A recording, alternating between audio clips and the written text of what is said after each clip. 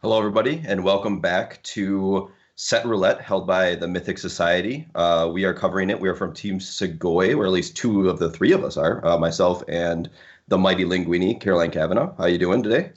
I'm doing great. How are you doing, Eric? I am doing fantastic. I'm excited to see this set. A lot of really, really cool cards, and as always, the sets are much different every single time. So it's just really cool to see what people come up with. Yeah, it's funny you say that because you say as always when really this is the second one. So That's not fair. a That is ton fair. of precedent. Last time, we jumped in, we noticed very quickly people found a deck that called Zombies that everyone else had found, and that was pretty interesting. This is sort of the same, but not quite as archetype like based, would you say? Yeah, I think people really pegged on the most powerful cards in these sets and really kind of like found those and found shells for those rather than like an entire shell itself. Yeah. Yeah, no, I really enjoyed it. I actually kind of followed some people testing for the tournament this week, so I got a little bit of understanding of what was happening, and then, just scanning some deck lists today. There is some wild stuff going on, some powerful stuff for sure.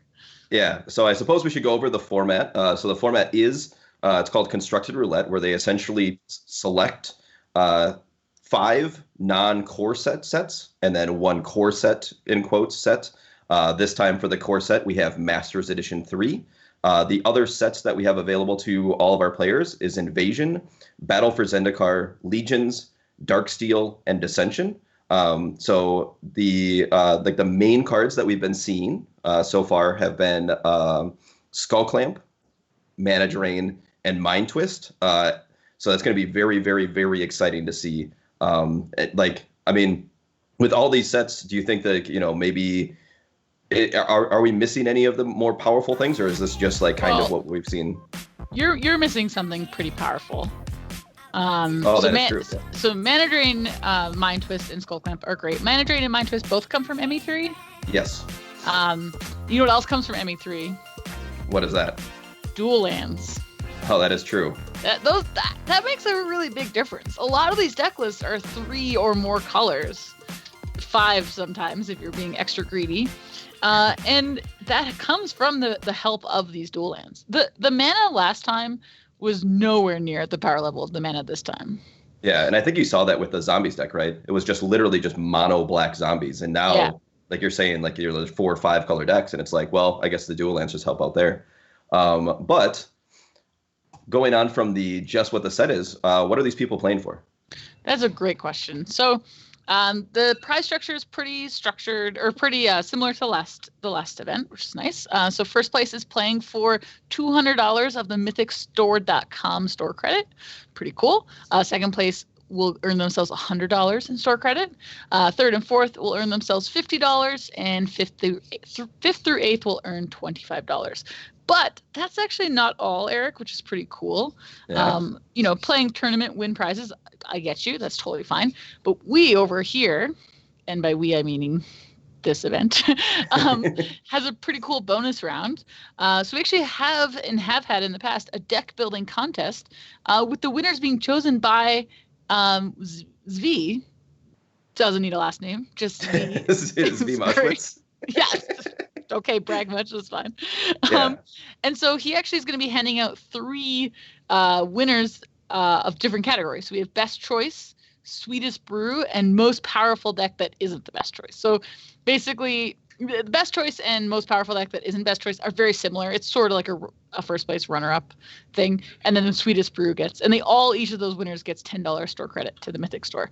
That's actually going to be announced live over here on I would say after round 6, on our stream. Yeah. We'll bring Zvi on, and we'll do some chatting. So that's going to be pretty cool. I have to say that I have seen Zvi's comments on some of the decks, and brewing up who's going to win each category, and some good choices out there for sure. Yeah, I'm very excited to see all of Zvi's choices. Obviously, for those that don't know Zvi, he's like one of the best Magic minds when it comes to deck building of all time. So no one in my mind more qualified than Zvi to choose these decks for sure. Oh yeah, we had a blast just hanging out with Zvi last time, so that was pretty sweet. Yeah.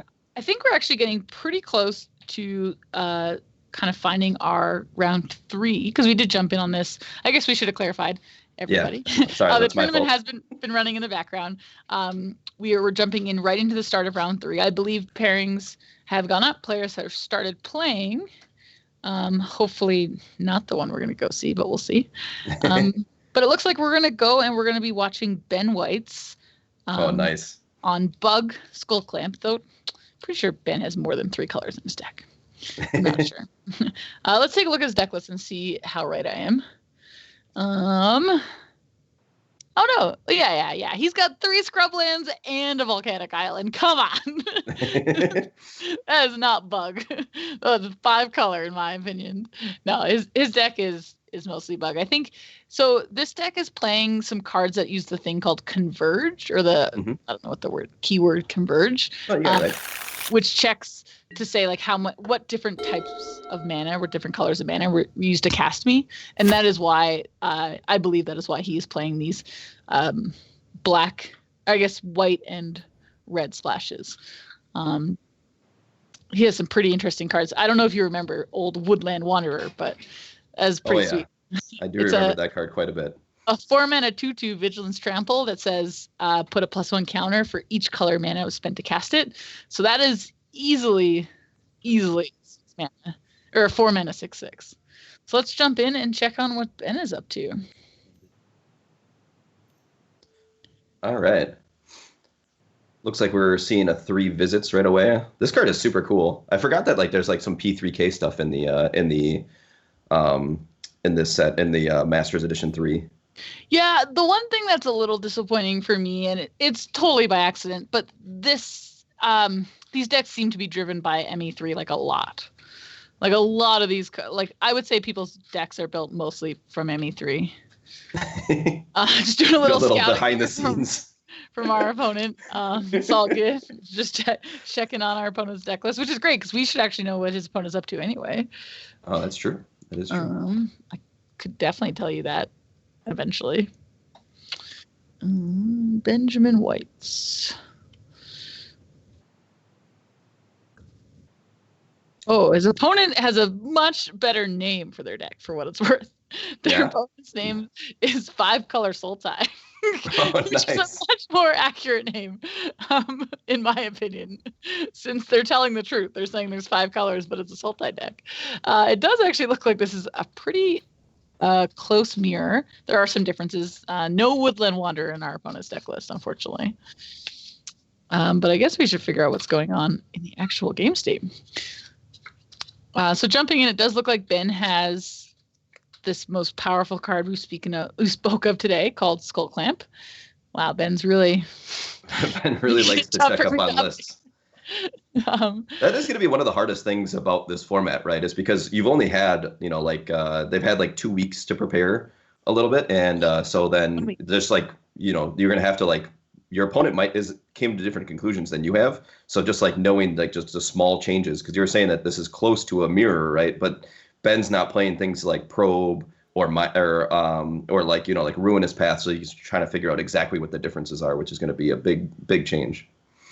Yeah, so it's pretty interesting. So this is turn 3 for Ben, but he does get to play Woodland Wanderer if he wishes, or he gets to check on his opponent's deck list.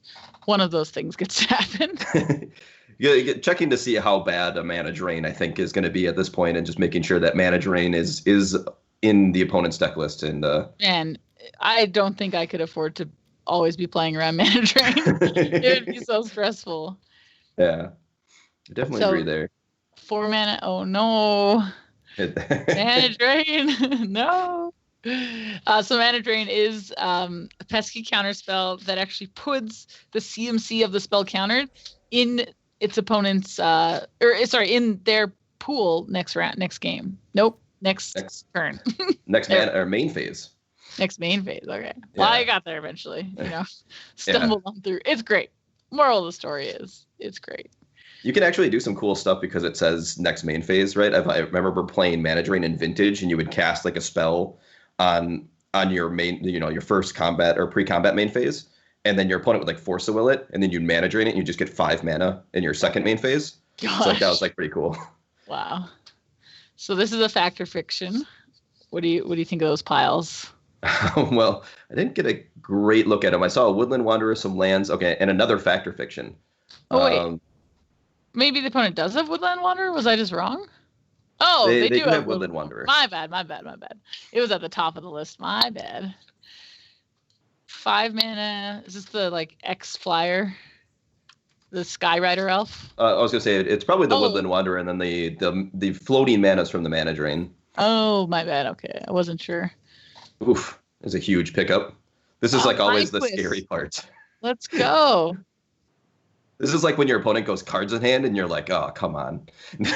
What happened to our Elves of Deep Shadow? They got clamped last turn. Oh, that was something I missed. Sorry. So we're gonna Utopia Sprawl our land so that we get it's even mana. Right? So yeah. So what's this? A mine to us for 4? That seems to be yes. Yep. So all but one. Yeah. So Ben's opponent will get to keep 1 card in their hand. Hope it's a good one. Oh, we probably know. Maybe. Maybe not. They took land Woodland Wanderer with their thing. So we don't have a ton of information. Okay. Oh.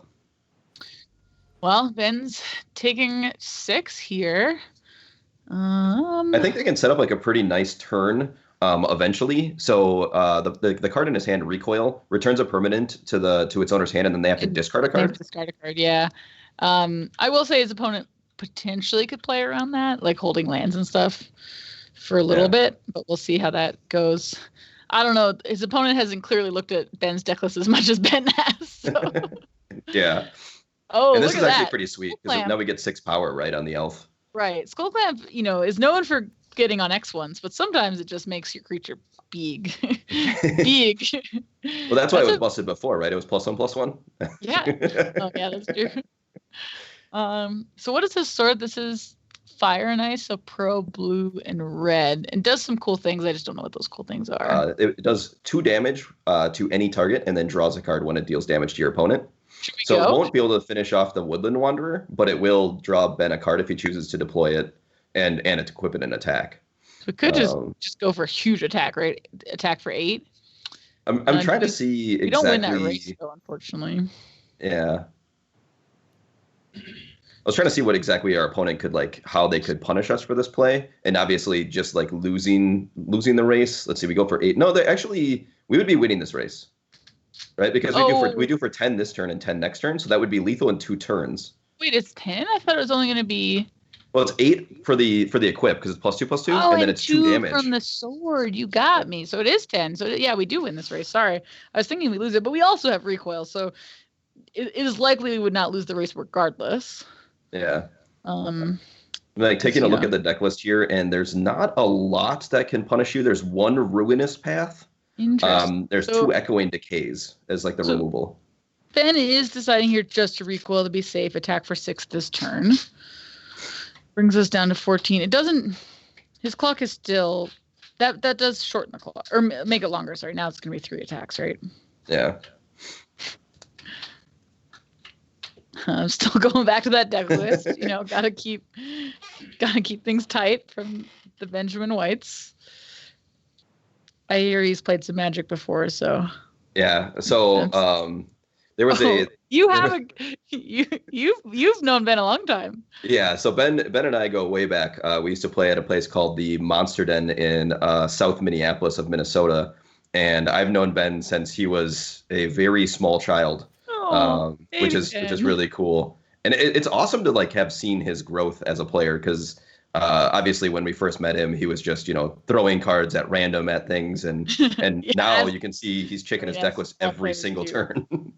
So can we get in with the falls? Do we have enough mana to do that this turn? No. Yeah, we should be able to. Yeah. Lumbering Falls. Now, that was a card in Standard. Yes. That was a card for sure. Okay, so going to sideboard here, we should probably do a Ben Weitz and check on our opponent's sideboard. They have 4 Oxidize, which destroys... It's just 1 green destroy artifact. Mm-hmm. Nice. Look at me, no cards. 4 Dispel, which is... Oh, never mind. That's actually a Dispel. Mm-hmm. I thought there was a different card. Doesn't Ben have... Oh, Ben doesn't have it. I saw a card today that was a fourth. It was sort of Dispel, but it drew a card. Oh, it's Disrupt. Disrupt, yeah. So I wasn't sure if it was Disrupt. Transgress the Mind was such a good card. Oh, I love Transgress the Mind. This is great. This is all like, because I guess Battle for Zendikar is on here. Yeah, so these are some cards that I know. Transgress the Mind, I'm not sure is super great here though, because like there's not a lot of good hits for 3 over. It's probably not. I'm just excited over here. What do you think of Dispel though? Like, what's Ben? Ben has Mana Drain in his sideboard, right? Yeah, if Kobe thinks that Ben is boarding in Mana Drain, then I really like Dispel. If they don't believe that they're going to board in Mana Drain, then Dispel doesn't really have a lot of targets. So really, that's like a nice little mind game. Is like, is my deck susceptible to Mana Drain, and like, is that something that's going to happen? Is that going to be kind of like the war that we're going to be fighting? Oh, we didn't bring in Old Man of the Sea. I love that card. It's so cool. Not a lot you want to steal with Old Man of the Sea out of our opponent's deck. Surprisingly, Ben did take out the Trigon Predator.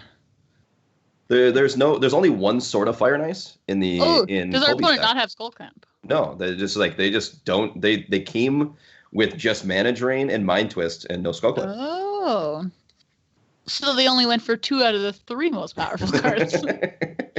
Yeah, they did play a lot of shock and dual lands, so that's pretty. That goes back to your earlier point, is like the mana bases can be. Oh, the mana bases incredible. Yeah, which is, for what it's worth, it is one of the reasons why the rules include a core set, because the core set often has some mana something. They're not always shocks and duels, obviously, but the core sets are often including just random tapped dual lands. So like your format will still work, is why we include a core set. Unfortunately, this core set was a little bit more busted than maybe research led us to believe. Kobe's definitely winning on my deck naming strategy, but we'll see. I miss the old school. Just like when you called it the colors that you are, right? Like just like the bug, the BUG instead of Sultai. I do miss that. Yeah, but it's not bug. That's the issue I'm having. Well, that was a very good draw from young Benjamin. Yeah. Ben was able to draw a very good ramp card on Elves of Deep Shadow. So he gets to do some fun things. I guess his hand's actually not that crazy. Oh, Transgress the Mind did come in. Yeah, I was saying that I didn't like the targets in Transgress, but it actually is going to pay off pretty big here. Ben has a few of the cards that he can hit. I guess you just have to take the sword. So you can play out like a 2/2, or no, a 3/3. Yep. And then Cure, if you draw land, Cure is 4 mana, right? Mm-hmm. It's a little blurry, but it's 2 green blue, right? Yeah. Yep. Cool. So we could get to do a Cure next turn, and then after that, with Cure in play, then we can start mind twisting, I guess. Yeah, it'll give you an extra mana with the Elves of Deep Shadow. We could baby mind twist now. Like we could go shock mind twist for 3. That's actually not that crazy, right? There's only 4 cards in our opponent's hands. I think it really comes down to whether or not they block here. I think if Skuta does block here, I like deploying the Kiora. And if not, I'd like deploying the Mind Twist. So I want a Mind Twist because we have a second one in my I want to get 3 cards out of our opponent's hand. They're down to 1. They play something, they draw something, and then we can just get the rest of it. Like, if they're trying to hold one good thing, we could potentially still get it. Yeah, that's fair. Like, well, it's at random, right? So they don't get to hold anything. Oh, it is at random. My bad. Wow, you're right. Well, the other thing is Woodland Wanderer would also mess us up here, and so mind twisting them there basically means we can't get Wanderer. Because they have to randomly keep it in their hand and randomly draw land. So now we're just beating down. We're in a little race. Ben's a little bit behind on the race, which is but we have a Lumbering Falls, so we'll catch back up on that race. Also, I think our removal's just like better situated for this match, to be honest. Okay. I didn't do too much. Are you talking about the what does Ben bring in? I saw him bring. Ben didn't bring in a ton. He brought in Sunsea and Bone Splitters. Yeah. But the recoil is just incredible here with both players top decking. Oh yeah, Recall is pretty sweet. Ooh, that was a pretty good top deck. Yeah, just a giant creature here.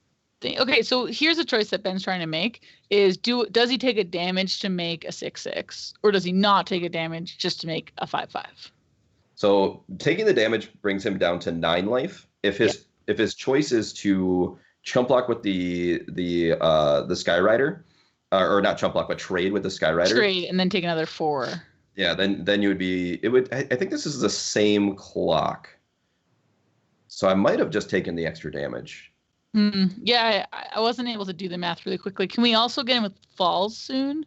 It's 4 to activate, right? Oh, that might be his thinking. His thinking might be that he might have to tap the elves for the activation of Falls. Right. And then you don't want to do that. That would actually change the math. So like that's probably his thinking. Is that if we're using the elf to activate the Falls, then we are taking the damage next turn instead of this turn. Super rewinding, but there was a turn like where you and I were sort of debating between Mind Twist and Kiora. And I don't know if you recall, but we actually got Mind Twisted on the way back. So I'm pretty happy that we Mind Twisted there. Yeah. Because I think it would have been a little, we would have been very far behind if we had, a Kiora that dies to combat and then, no cards in our hands. So I don't think we want to shock for this, right? I don't think so.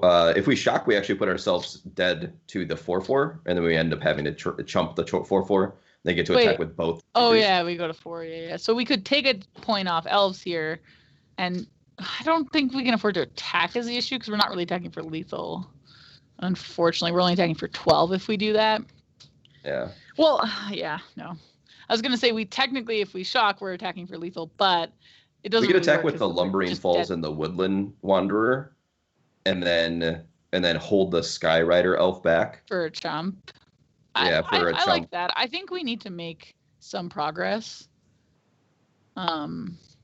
before like our opponent draws another flyer or even just a Woodland Wanderer as well. Yeah.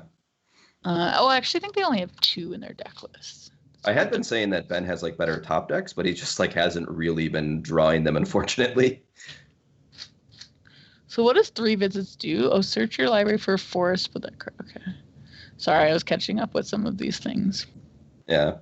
So going back to like the removal, from Colby's deck, we have Ruinous Path, which is it's kind of like it's a sorcery speed. Hero's Downfall destroys target creature or planeswalker, but you can awaken it for 7 mana. They're obviously off that for a little bit. And then they have Echoing Decay, which gives target creature and all creatures that share a name with it -2/-2 until another turn. And then outside of that, there's like Oxidize, which destroys an artifact, or Radiant Flames, which is Converge like to all the creatures. So not a lot of good ways to kill the Skyrider elf just outright outside of the one Ruinous Path. Right, you mean from Kobe's side? Yeah, from Kobe's side. Which is I think where what's happening here? This means that there has to be a decent follow-up. What did Kobe draw that doesn't kill him? I'm trying to find that out, to be honest. I can't really see one. This might just be just like a I'm gonna swing in. I might be just dead anyway type of thing. Yeah, the trample is the thing I'm most worried about. Like we have a 6/6 trampler on the board. Well, actually, they're just dead. Yeah. They I think Kobe just saw the writing. GG's, your deck is better than mine. In the chat. You hate to see it. No, Ben can't hear us. Tell Kobe that his name is better. Yeah, his deck's name is better. I'll get a message to our people. Don't worry. Yeah. I think the big takeaway, they're kind of saying that your deck is better than mine. I think the big takeaway for me is that Ben's deck was much more proactive, and Kobe's deck, while similar, was much more reactive. And this match felt like whoever got ahead on board was just controlling the match because of like powerful card like Mind Twist, right? Right. It's funny you say that, but who played the Skyland Elf first? Oh yeah, wasn't it Kobe?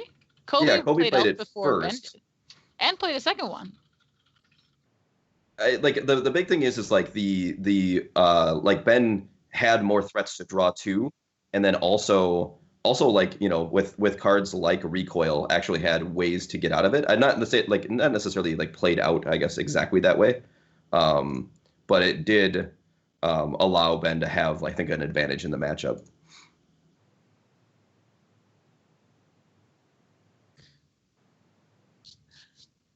So that was pretty cool to see. Kind of basically a mirror. In this style of format, in this set roulette, style, the mirrors are going to be different in a decent amount of cards because, as you said, people only had a week to test. Probably not a huge team or anything crazy. There was, maybe some friends got together and stuff. But interestingly enough, they still came up with like a pretty decent similar plan, like Woodland Wanderer, Mind Twist, ramp, mini ramp, not crazy ramp, but pretty fun to watch that match and to see some games. We're actually going to jump over. I was stalling slightly. My stalling was very good. We're going to jump over and we're going to watch Jack Kiefer play a game. I'm going to assume at least game 2, probably maybe game 3. It's hard to tell with the clocks. And I think Jack is actually basically on a very similar deck. To my knowledge, let me see if I can remember which. Mm-hmm. Yeah, I think they're very close. I haven't pulled up the exact deck list for Jack yet. I'm trying to find that. There we go. Very close. I have some inside information. Like Ben and Jack were sharing information throughout the week. Like they definitely didn't end up on the same deck list, but they were, information was flowing. And all I know that Jack told me when he was building his deck was, this time I'm going to play all the good cards. He was just determined.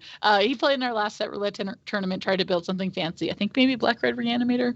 And he told me this week, he's like, all I'm going to do is play the best cards. And so you will see that in his hand, he has both Mana Drain and Mind Twist, which ultimately is the dream. Unfortunately, our lands are not really getting us anywhere close to this Mana Drain. But our Mind Twist is, maybe a thing soon. Yeah, the Mind Twist is actually going to be pretty big. Also, the Skull Clamp. The Skull Clamp on these elves, while you will lose the mana, might help his mana woes, which is very big. I'm like, I don't know why, but I'm just always tempted to Mind Twist here. Like our opponent's going down to, I actually can't. They're at 6 cards currently. Okay. So yeah, I guess they're not going that low. Next turn, if we draw a land, we get this Skull Clamp for 4. Mind Twist for 4. I feel like maybe that's just good enough. Like, I don't know. Discarding 4 cards at random is so brutal. Oof. Old Man of the Sea is a pretty big one here. Old Man of the Sea. What a card. Okay, hold on. Can you tell me what Old Man of the Sea does from memory? You can take control of target creature that has power less than Old Man of the Sea. You can choose not to untap Old Man of the Sea, and as long as Old Man of the Sea is untapped or is tapped, you control enchant or targeted creature. Yeah. No, you got it. The art, by the way, on this card, you can't really tell. At least I can't really tell because it's super blurry. But the art is worth looking up. It's pretty beautiful, actually. Did we play a Mind Twist? Is that what happened? Yeah, we played a Mind Twist. We missed on our land drop, unfortunately, and then we're gonna get punished pretty hard by this old man because it's just essentially. The old man stole our elves. Yeah, it's essentially like an annex, right? Which is very big. Draw a land. So we could theoretically Mind Twist again and kind of clear the cards out and play the top deck war. I actually like Mind Twist a lot here. Yeah, do you want to Mind Twist and Skull Clamp? Yeah, I want to play Mind Twist and then deploy our Skull Clamp. We need to get resources back, and the only way we can really do that. Take our other elves, right? Oof. Well, Old Man, if Old Man untaps and gives us back our elf, then it can only we would take just have one the elf. card. Yeah. What happened? I don't know what that card does. That is Mana Drain. Oh, it was just a different. It's a different picture of Mana Drain. That's the original art. Nice. Yeah. Sorry, I'm living in a blurry world over here and not knowing all the art. So. Yeah. The one thing I will say about I have Dr. Mad. I unfortunately don't have their I don't believe that's their given name. Maybe that's the name they got through school. But Dr. Mad here does have a lot more counter magic than normal. So resolving Mana Drain is going to be a lot harder. Post sideboard, that looks like they brought in the Dispels, but they also have Absorb, Mana Drain, both as 4-ofs, and 3 Force Spikes. So just getting the Mana Drain into play is very tough. What does Pulse of the Grid do?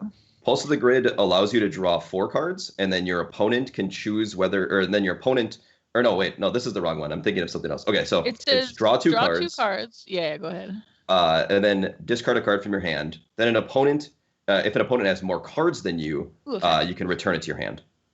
Okay, sorry. That's bad. Back fiction on from the opponent's side. They had 2 piles. I don't know which one they picked. I think they picked the one with double Gideon. Okay, yep. So they've got double Gideon in their hand. Okay. So we got to make something happen.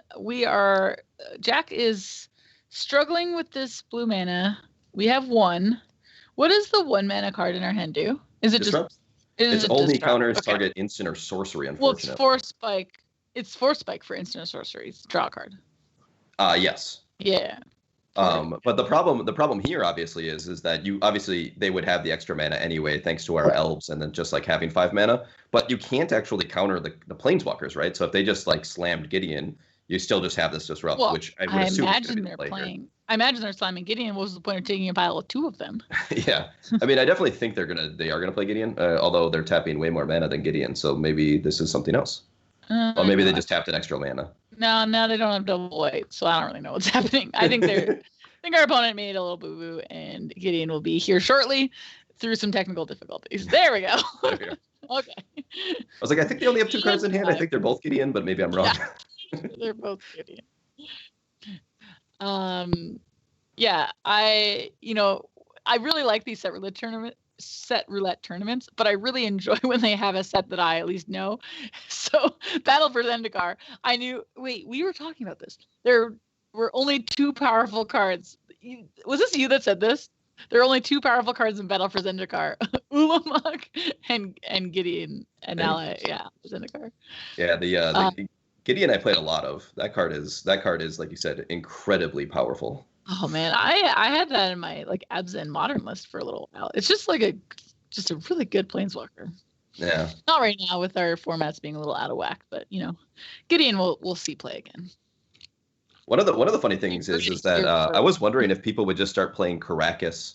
Karakas is a white producing land that says tap. Oh no. Okay. That must have been it.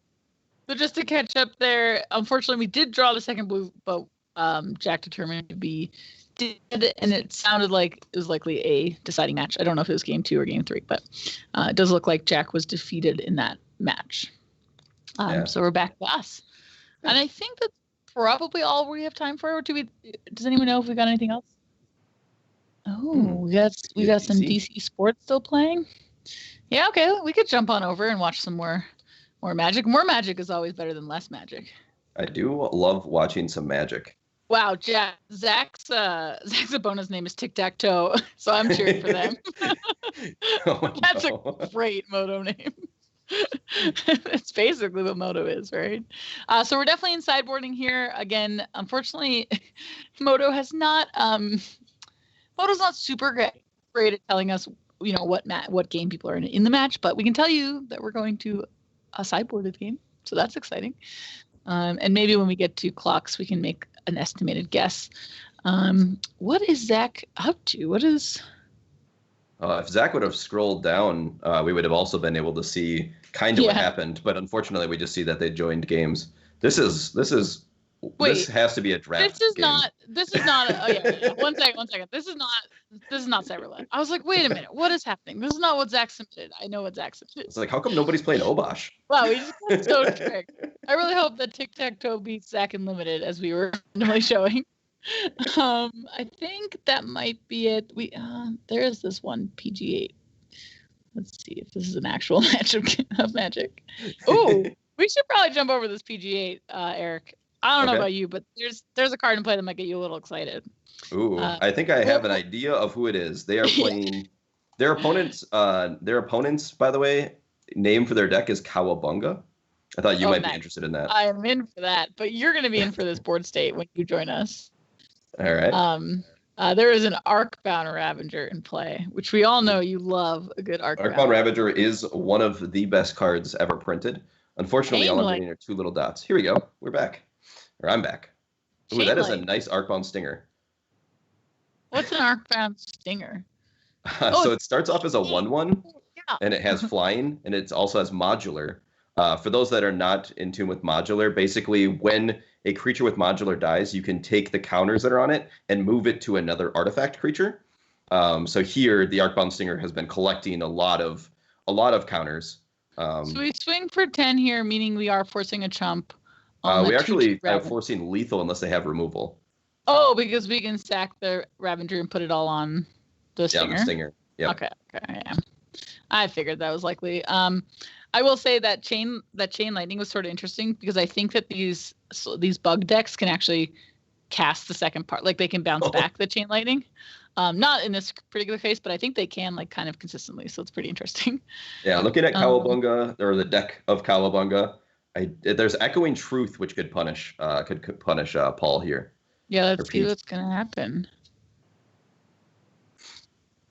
We're in suspense. I'm with you. I'm not sure what's gonna. I mean, I assume this is going through, in my opinion. If you ever have played with Arcbound Ravager, this is always the suspense that you have. Is like you're like sacrifice my entire board onto this one thing, and don't then like have it. like close your eyes and like let me know when it's over. Yeah. It's like how I watch any movie. Okay, we did a lot of jumping around there, friends, but unfortunately we did not get to land in too many places. We did see a few results. We actually did see some different decks. There was still the 5,000 color bug deck, but I don't know what's going on here with PG8, but it was pretty fun. Had an Arcbound Ravager in play, some big artifacts. Yeah, looking at their deck list, it is. And obviously, I'm a little biased because I'm a person that loves Affinity, loves Arcbound Ravager specifically. But they have some really cool things going on. Obviously, like the Skull Clamp stuff. But they have a card called Molten Nursery, which is a red and 2 colorless, and then it has Devoid, so it has no color, even though you pay the red mana for it. It says whenever you cast a colorless spell, Molten Nursery deals 1 damage to target creature or player. So using that with like Skull Clamp, and then just like, playing maybe like 3-4 spells in a turn, you get to like kill one of your opponent's creatures, maybe like a Trigun Predator, which is like very good against your deck. Right. And then obviously just also clear the way for all of your Arcbound creatures, which is really cool. Sweet. So, okay, I was trying to say this earlier, but I think it's probably a better timing now. I think what we're going to do is pause or take a break, come back to everyone when we're live for our next round, for round 4. I'm actually going to be disappearing, I think. Yes. Yep. Yeah. I'm going to disappear, and I'm going to be replaced by a new person. It's going to be totally different. I'm not even going to tell you who. It's going to be a surprise. It's going to be Sidetrack, or also known as Carolyn, and he's going to step in and join you, Eric, for the next round. That'll be exciting. Yeah. And so we'll see everyone later. Feel free to check out themythicstore.com if you're looking for something to do while we're gone. I know we're not here, so I'm just giving you options to do something else. And we'll see everyone in a bit. Yeah, see you later.